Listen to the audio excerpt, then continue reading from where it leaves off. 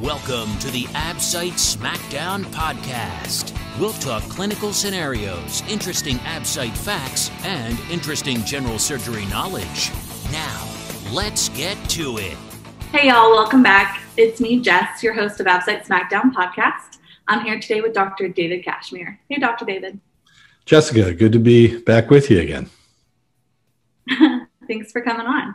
So I'm pretty excited today because yesterday, everyone took the Absite test. Well, yeah, mostly. Across the country, it's actually given at different times over like a 2-week interval.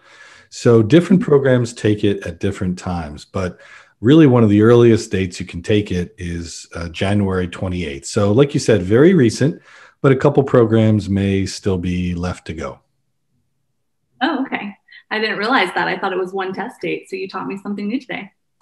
Yeah, and it's actually really important because the American Board of Surgery looks for irregularities in testing, meaning, if someone on the West Coast takes it later than someone on the East Coast and they talk, and there's now a disproportionate number of correct answers on the West Coast, that may mean something.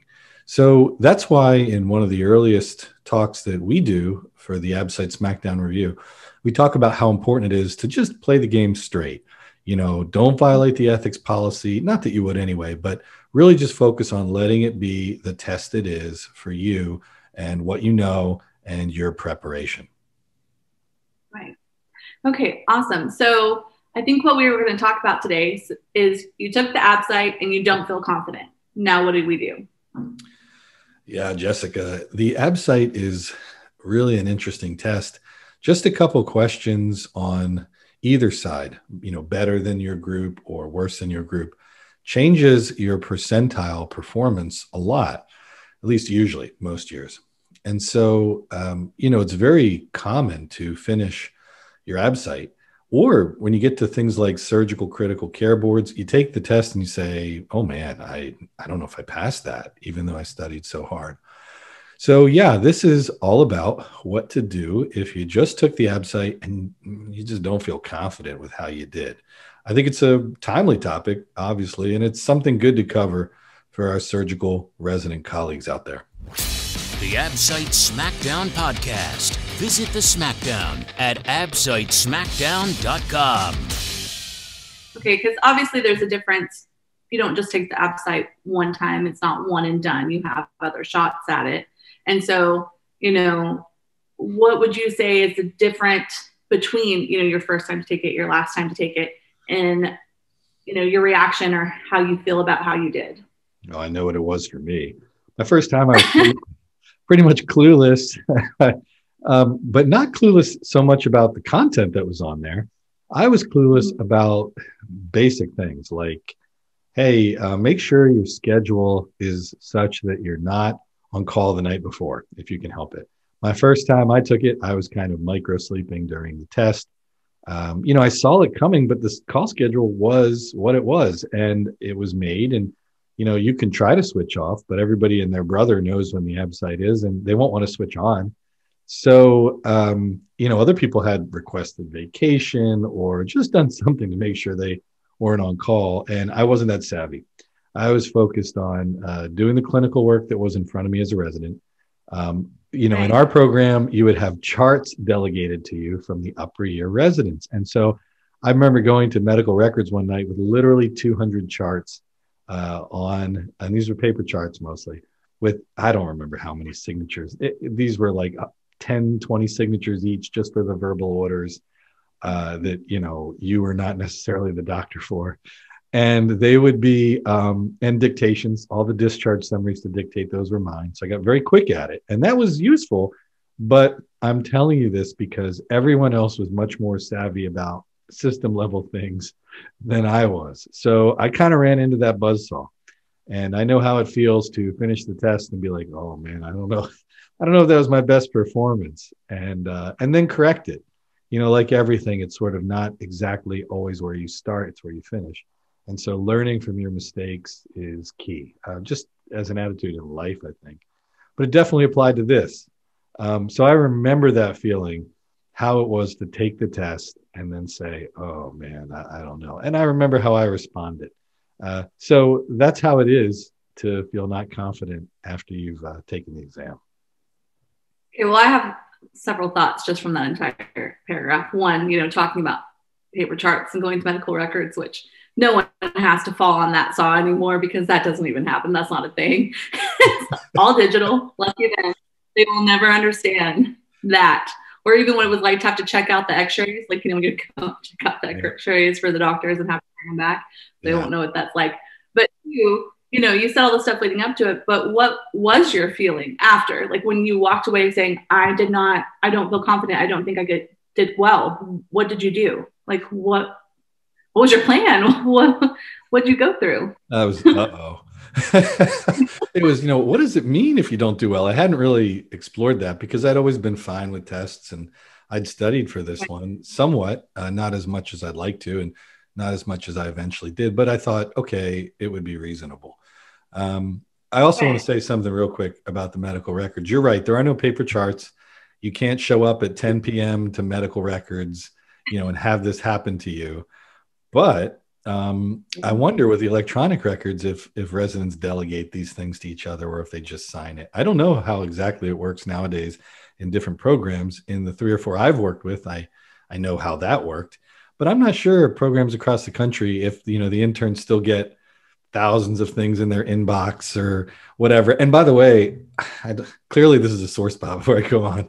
The charts, the day count on the charts would be like 50, 60 days, 100 days. So when they would come to you, they would automatically be late. And so they never stopped just because it switched doctors. So you would show up with 100 charts all overdue and you just have to stay and power through it with a cup of coffee until like 1 a.m. you'd be doing charts and, you're not on call or anything. Clearly, I learned a lot from it and maybe haven't gotten over it completely yet. But I'll tell you, as far as how I felt after and what I did from the Absite, I said, okay, I need to plan this better next year. And I also felt like, hey, I need to share this experience eventually with other people to help them avoid the minefield I fell into. Now, some of that is just from having good programs for medical students and having medical students have a surgical rotation that shows them really what it is. They can learn much more and much better than I did, for whatever reason, what was coming. They probably in other programs, they may not have the same experience. Maybe they know better about the Absite than I did coming through my program. Odds are, at least I hope so. The Absite Smackdown podcast is based on the best-selling review book, Absite Smackdown, the only Absite review with an entire video review course included. Visit absitesmackdown.com and pick it up today. So I had several plans, and one plan was, okay, eventually, long-term, I'm going to share the experience. That's kind of what Absite Smackdown is, okay? Second is, let me do some reading about this and see what other people do. And since the time I was a resident, and since that time, people have done research and talked about things like, hey, taking vacation in the same month of the Absite is associated with a higher score. It's just there are studies on it now, and we share those in Absite Smackdown because I think it's the right thing to do in some of our chapters and here on the podcast. You guys have been nice enough to let me share it. In fact, that's why I do all this and take the time. It's just to help people be better surgeons or have a better training experience than I did. I think that's important. Not that mine was bad. Don't get me wrong. It trained me to be very good at, certain things, and especially things like wading through the paperwork, in addition to the cognitive and technical things you need as a surgeon. So anyhow, one of the things was got to share this long term. 2 was let me do some reading about what's associated with a good Absite score. There wasn't much out there then. And then 3rd, it's I've got to set things up next year for success. I need to do better than this in my next year, both study-wise, study plan-wise, and I need to do better in planning my time around the Absite for things like call or the rotation I'm on, if I can change that. So that's what I did. The Absite Smackdown podcast, bringing you the best for your Absite review. Right. I think this can be kind of a hard topic because a lot of people don't want to admit to the struggle or feeling like they didn't do good.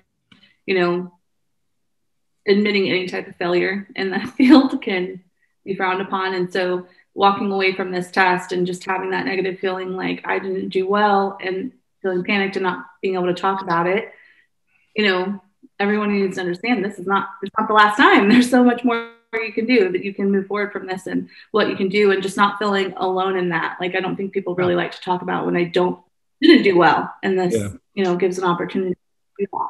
Well, there's an old line that good judgment comes from bad judgment. And there's a certain component to experience in all this, in addition to training. Mm-hmm. And I think the key is to show that you've improved over time. One of the challenges is, we know the Absite, if you score less than 35% at any time during residency, you're at a statistically significant increased risk to not pass your qualifying exam, the written exam, on the first try. It doesn't mean you're not smart enough or even you didn't study enough. It's just a statistical marker of risk.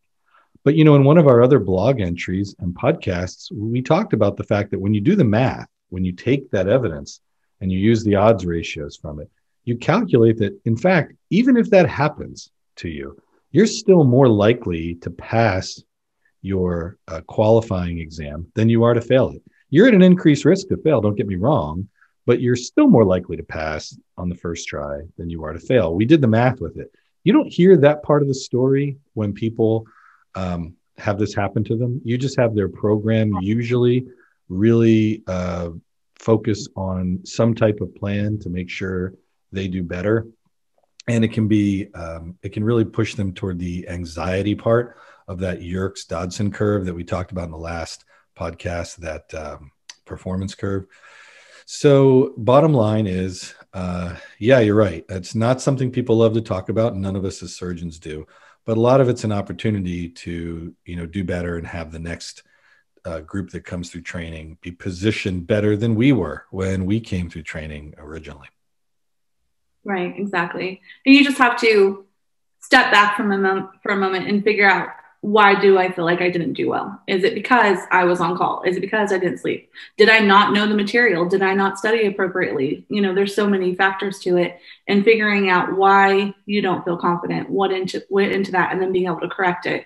That's really the key in moving forward, because you have to move forward. This is just one step. Yeah. And in the moment, you're not sure, you feel like, I should be able to handle a night of not sleeping or sleeping minimally before I take the test. You feel like, okay, that's going to be part of surgery. How much of it was that? And if I knew the material better, would I have been able to overcome that?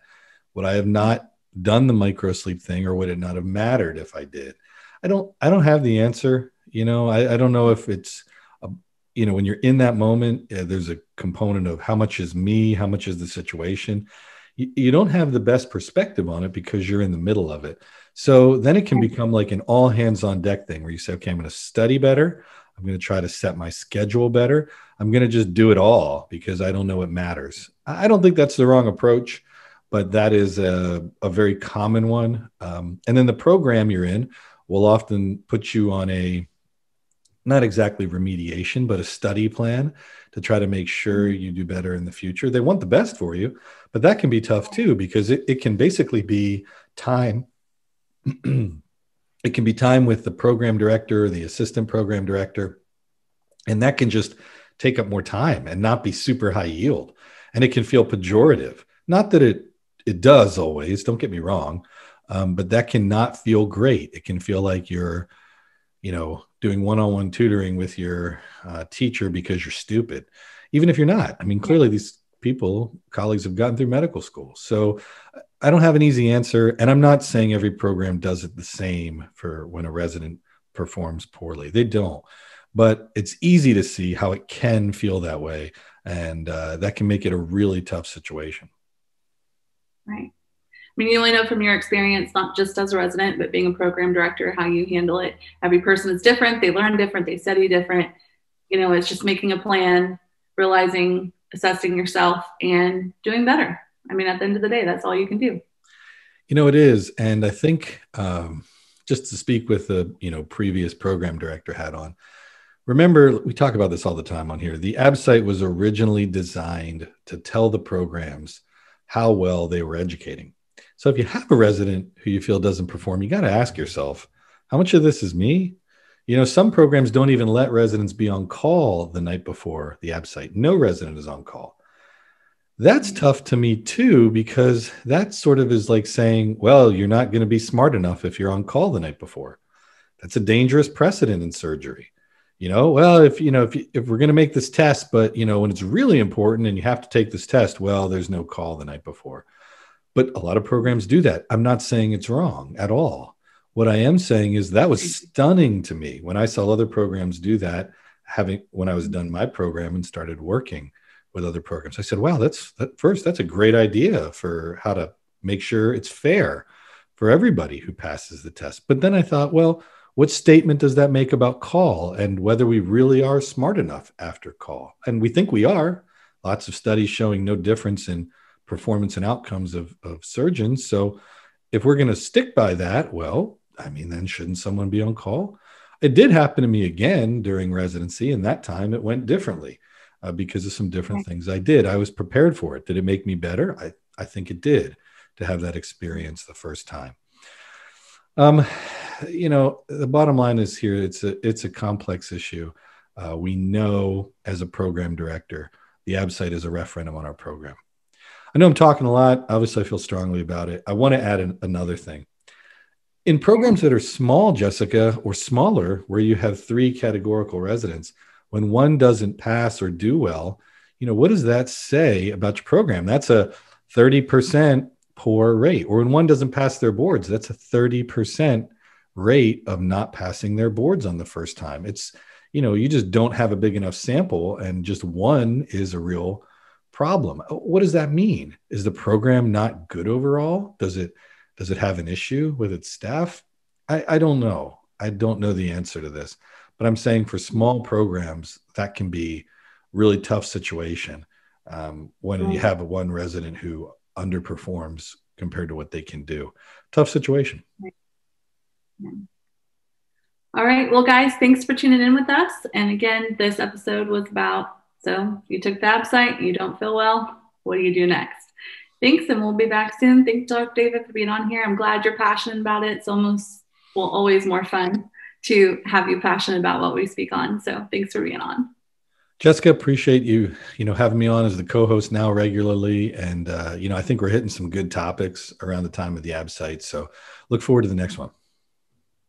All right. Thanks, guys. And remember, # Absite Smackdown.